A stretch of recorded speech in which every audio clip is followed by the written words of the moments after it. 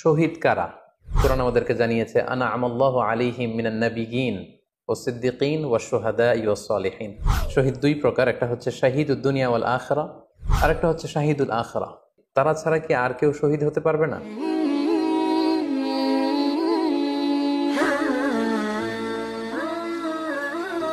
আসসালামু আলাইকুম ওয়া রাহমাতুল্লাহি ওয়া বারাকাতুহু। নাহমাদুহু ওয়া নুসাল্লি আলা রাসূলিহিল কারীম। আম্মা বা'দু ফাআউযু বিল্লাহি মিনাশ শাইতানির রাজীম।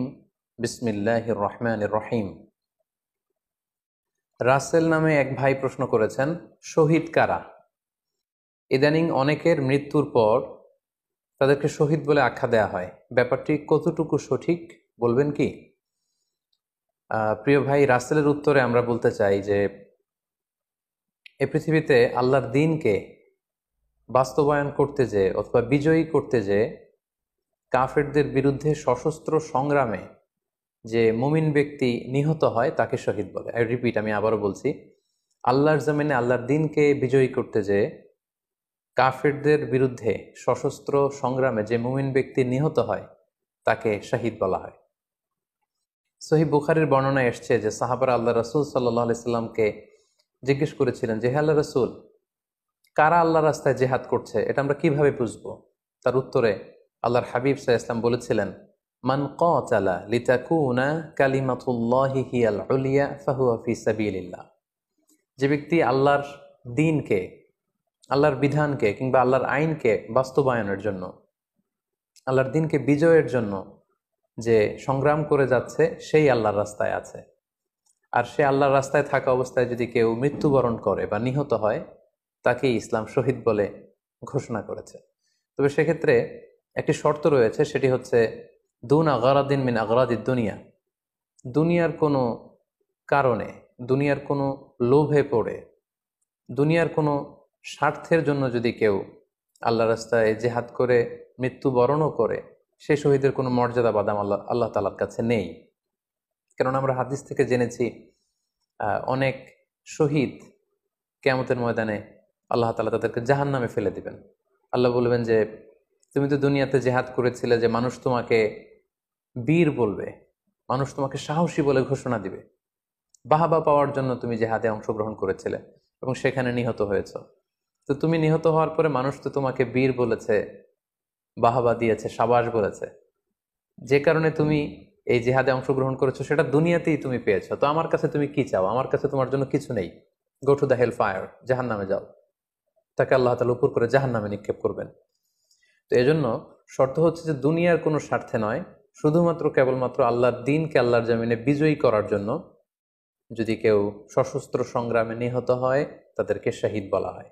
এখন প্রশ্ন হচ্ছে, যারা কাফেরদের বিরুদ্ধে জেহাদ করতে যেয়ে যুদ্ধে নিহত হলো তারা শহীদ, তারা ছাড়া কি আর কেউ শহীদ হতে পারবে না? এই প্রসঙ্গে আমরা বলবো যে বেসিকলি ইসলামী শরিয়াতে শহীদ দুই ধরনের। ইবনু হাজার আল আসকালানি উনিও শাহাদাতের প্রকারভেদ করতে যেয়ে বলেছেন যে শহীদ দুই প্রকার, একটা হচ্ছে শাহিদুদ দুনিয়া ওয়াল আখিরা, যেটা আমরা বলেছি যারা আল্লাহর রাস্তায় নিহত হয়েছে তারা। আরেকটা হচ্ছে শাহিদুল আখিরা, যারা দুনিয়াতে আল্লাহর রাস্তায় নিহত হয়নি কিন্তু পরকালে তারা শাহাদাতের মর্যাদা লাভে ধন্য হবে।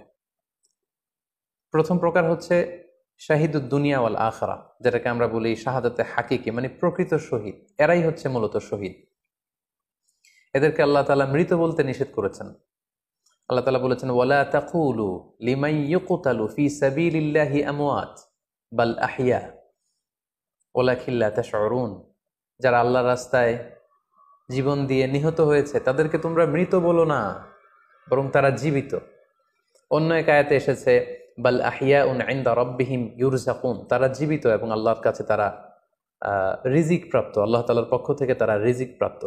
তাদের মর্যাদা আল্লাহ তাআলার কাছে এত বেশি যে তাদেরকে নিহত হওয়ার পরে কোনো জানাজার আগে গোসল দিতে হয় না। তাদের রক্তাক্ত দেহটাকেই সরাসরি জানাজার পরে দাফন করে দিতে হয়, কেননা সেই ঝরঝরে রক্ত নিয়ে তারা সেদিন কিয়ামতের দিবসে আল্লাহ তাআলার দরবারে তারা হাজির হয়ে যাবে। এবং আমরা যদি কোরআনের দিকে তাকাই, কোরআন আমাদেরকে জানিয়েছে আনা আমাল্লাহু আলাইহিম মিনান নাবিয়িন ওয়াস সিদ্দিকিন ওয়াশ শুহাদা ওয়াস সালিহিন, মানে সবচেয়ে শ্রেষ্ঠ তাবাকা বা দারাজা হচ্ছে নবীদের দারাজা। নবীদের পরে হচ্ছে সিদ্দিকিনদের দরজা, এবং সিদ্দিকিনদের পরেই যাদের মর্যাদা আল্লাহ তাআলার কাছে সবচাইতে বেশি তারা হচ্ছে শুহাদা। এজন্য প্রতিটি মুমিনের জীবনের আকাঙ্ক্ষা বা তামান্না থাকা উচিত তারা যেন শাহাদাতের মৃত্যু আল্লাহ তাআলার কাছে কামনা করে।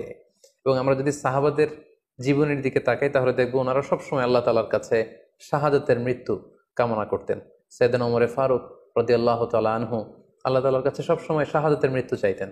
সহিহ বুখারীর বর্ণনায় এসছে ওমর ফারুক রাদিয়াল্লাহু তাআলা আনহু দোয়া করতেন আর বলতেন, আল্লাহুম্মা রযুকনি শাহাদাতান ফি সাবিলিক ওয়াজআল মাউতি ফি বালাদি রাসূলিক, মানে হে আল্লাহ আপনি আমাকে শাহাদাতের মৃত্যু নসিব করুন এবং আপনার প্রিয় হাবিবের এই শহর মদিনা শহরে আমার মৃত্যু আপনি নসিব করুন। এবং আমরা যদি ওমর ফারুকের জীবনের দিকে তাকাই তাহলে আমরা দেখব যে উনি শহীদী মৃত্যু লাভ করেছিলেন। একজন অ্যাসাসিনেটরের মাধ্যমে আত্মাইর আঘাতে তিনি শহীদ হয়েছিলেন এবং আল্লাহ রাসূল সাল্লাল্লাহু আলাইহি ওয়াসাল্লামের পাশে আবু বকর রাদিয়াল্লাহু তাআলা আনহু কবর, তার পাশেই কিন্তু ওমর ফারুকের কবর।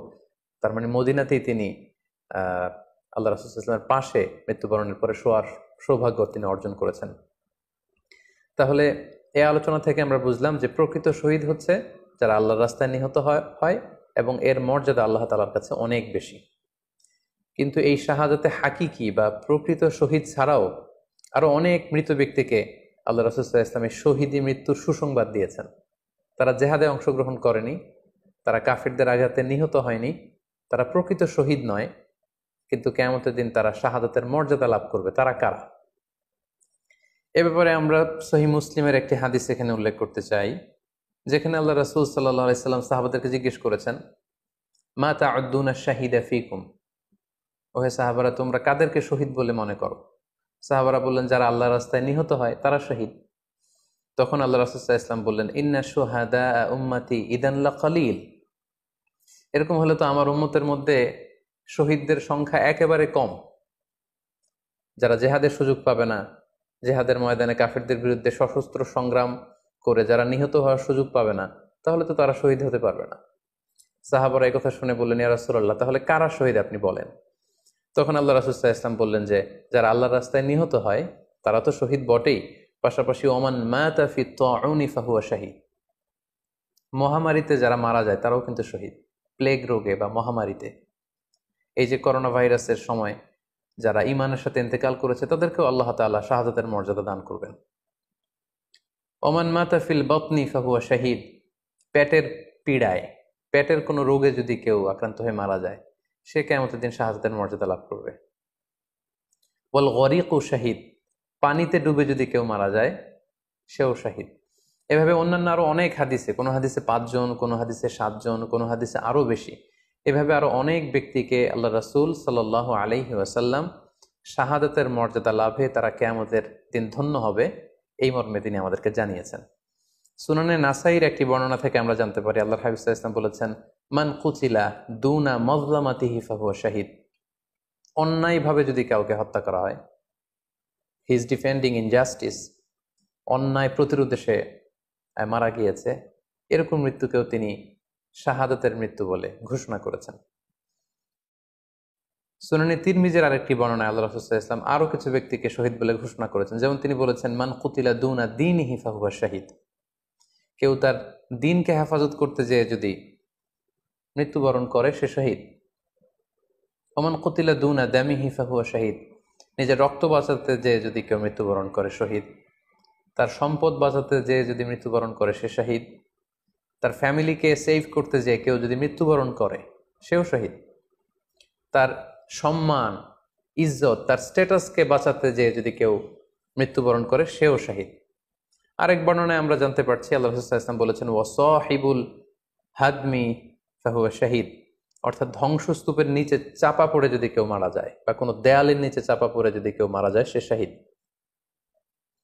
ওয়াসাহিবু যাতিল জানবি শাহীদ, অর্থাৎ ফুসফুসের কোনো রোগে, লেটসে লাং ক্যান্সারে যদি কেউ মারা যায়, ফুসফুসের কোনো ভয়ানক রোগে যদি কেউ মারা যায় সে শাহীদ, শহীদের মর্যাদা পাবে। আল হারিকু শাহীদ, আগুনে পড়ে যদি কেউ মারা যায় সেও শহীদ। ওয়াল মারআতু তামুতু বিজুমইন শাহীদ, বাচ্চা পেটে ধারণ করেছে, অর্থাৎ গর্ভবতী মা যদি এই প্রেগনেন্সির কারণে কিংবা বেবি ডেলিভারি করতে যেয়ে যদি মারা যায়, সেও কিন্তু শহীদদের কাতারে দাঁড়াবে।